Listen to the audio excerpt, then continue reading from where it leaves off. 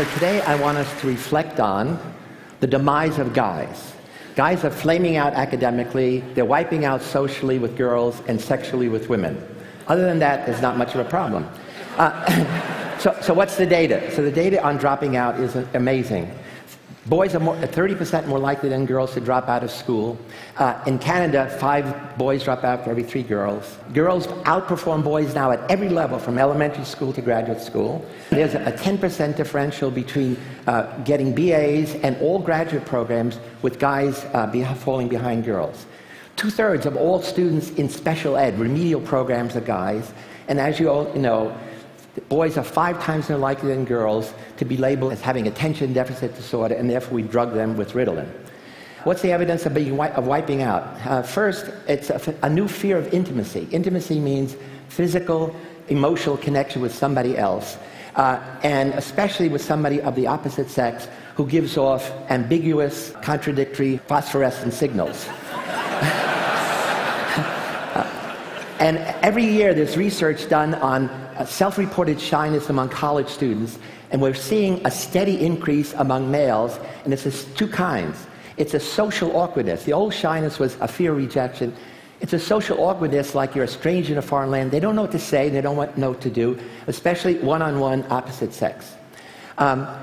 They don't know the language of face contact, the nonverbal and verbal set of rules that enable you to comfortably talk to somebody else, listen to somebody else. There's something I'm developing a theory called social intensity syndrome, which tries to account for why guys really prefer male bonding over female mating. And it turns out, from earliest childhood, boys and then men prefer the company of guys, physical company. And there's actually a cortical arousal we're looking at, because guys have been with guys in teams, in clubs, in gangs, in fraternities, especially in the military, and then in pubs. And this peaks at Super Bowl Sunday, when guys would rather be in a bar with strangers watching a totally overdressed Aaron Rodgers of the Green Bay Packers, rather than Jennifer Lopez totally naked in their bedroom. The problem is they now prefer asynchronistic internet world to the spontaneous interaction in social relationships.